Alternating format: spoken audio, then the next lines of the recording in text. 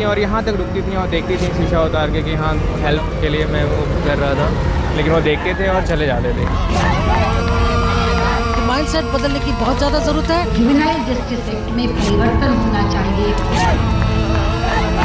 सफदरजंग अस्पताल में वो बच्ची खामोश बिस्तर पर पड़ी रही, लेकिन देश जागा।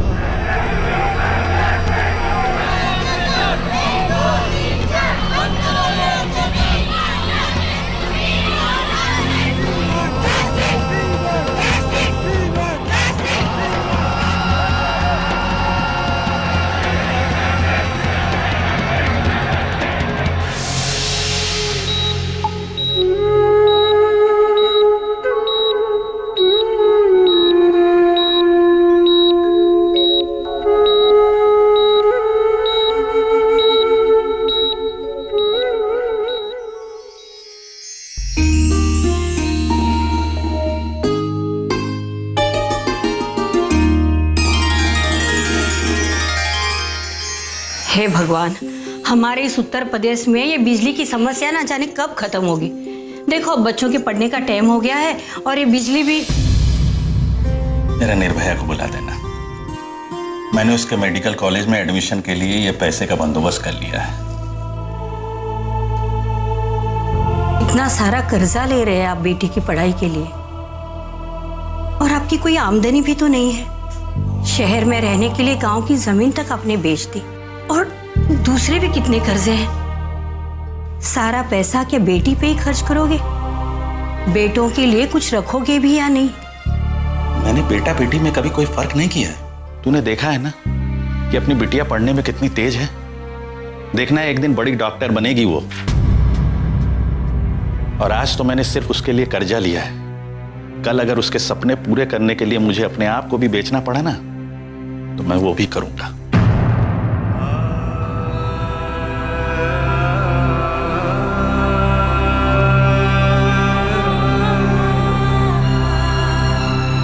निर्भया,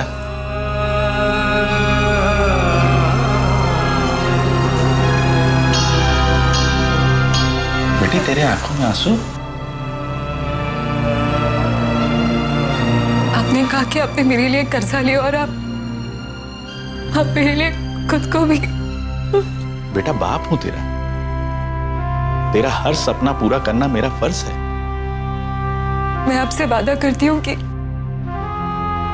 मैं आपके सारे सपने पूरे करूंगी।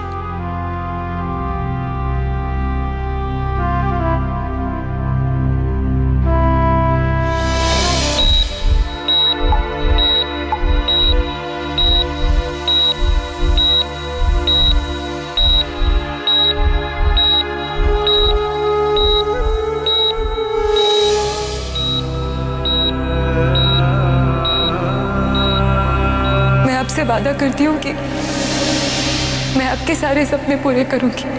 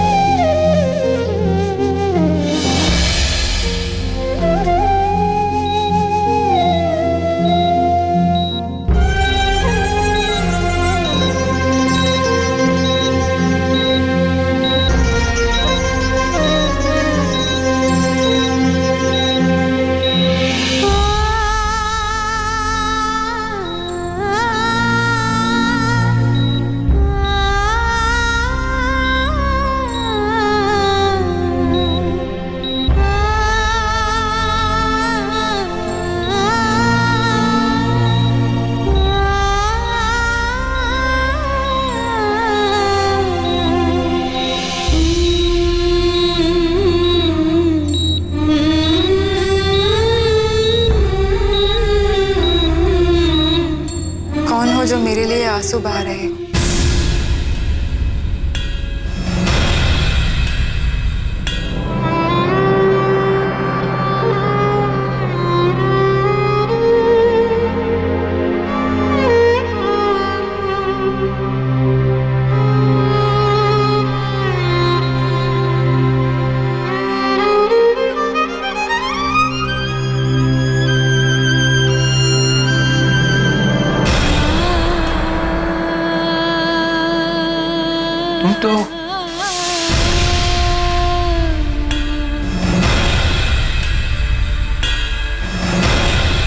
जैसे आप हर जगह है वैसे मैं भी हर जगह हूं।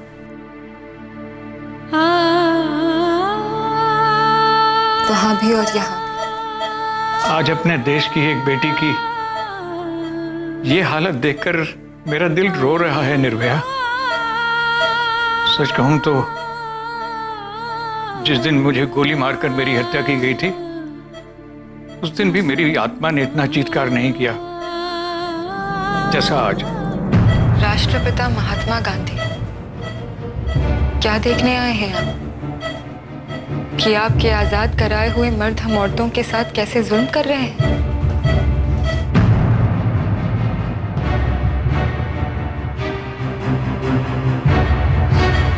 देखिए बापू, ये है आपके आजाद भारत की नारी, आजाद मर्दों की हिंसा और हैवानियत की शिकार। देखिए,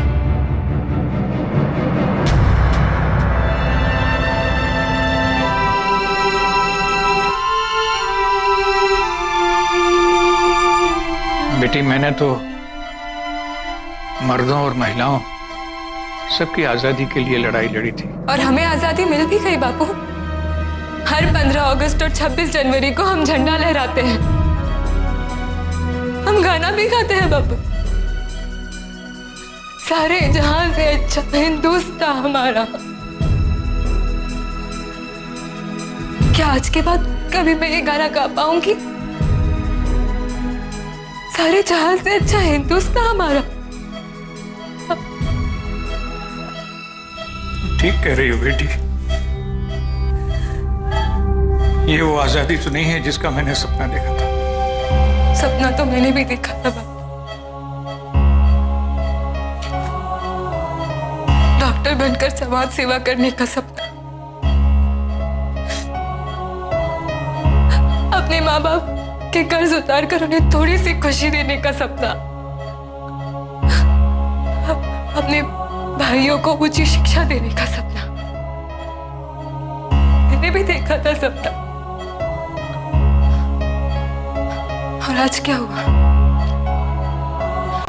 मेरे सपने, मेरी इज्जत, मेरा शरीर, मेरी आत्मा सब कुछ खत्म कर दिया।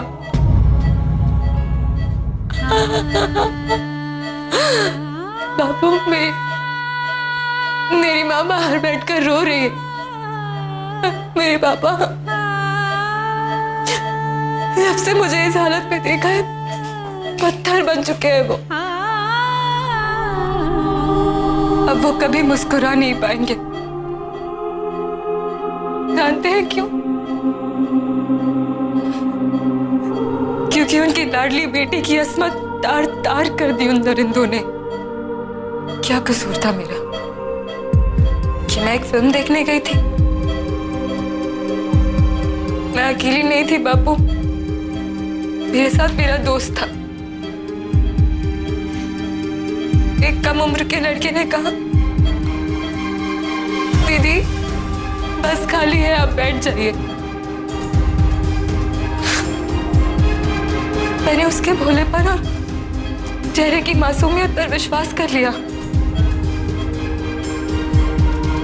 उसने मुझे दीदी कहा और मैंने उस पर भरोसा कर लिया। क्या यही कसूर था मेरा? क्या कसूर था मेरा बापू?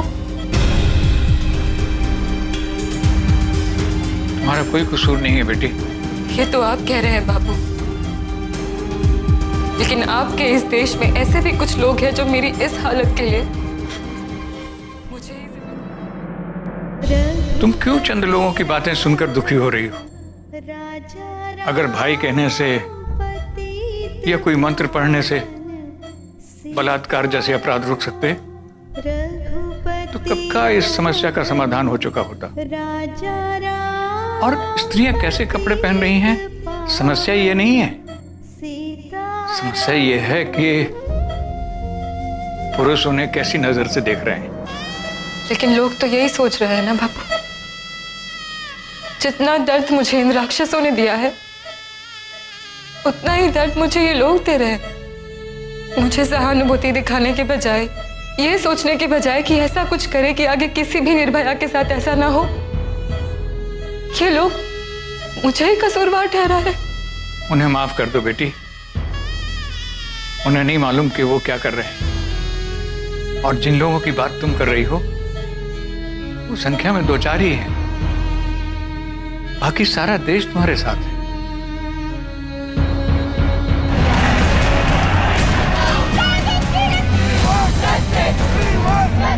सिर्फ फांसी होनी चाहिए, फांसी दी जाए। सबको जो फांसी सजा मिले, हर बलात्कारी को फांसी दी जाए।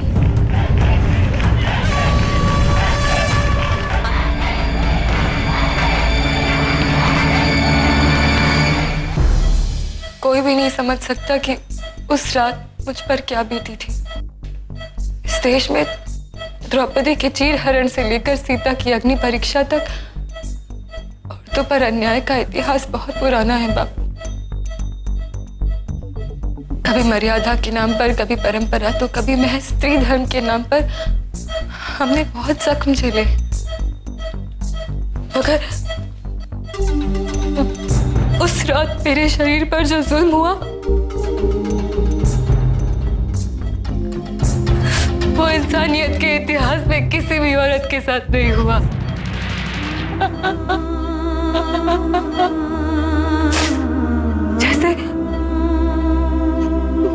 जैसे भूखे कुत्ते हड्डी पर टूट पड़ते हैं,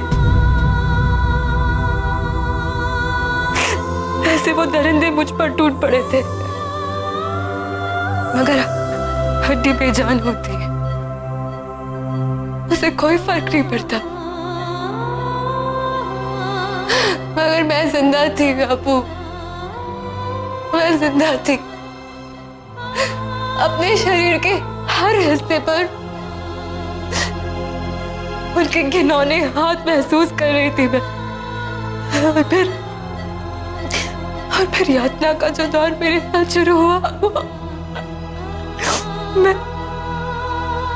मैं उनके लिए एक जिंदा इंसान नहीं थी, एक रबड़ की गुड़िया थी जिससे वो मनचाहे ढंग से खेल रहे थे।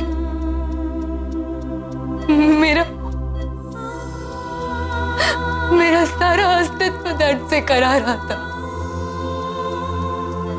मैं रो रही थी, उनसे हाथ जोड़कर प्रार्थना कर रही थी, तड़प रही थी, चीख रही थी, पर उन्होंने मेरी एक नहीं सुनी। और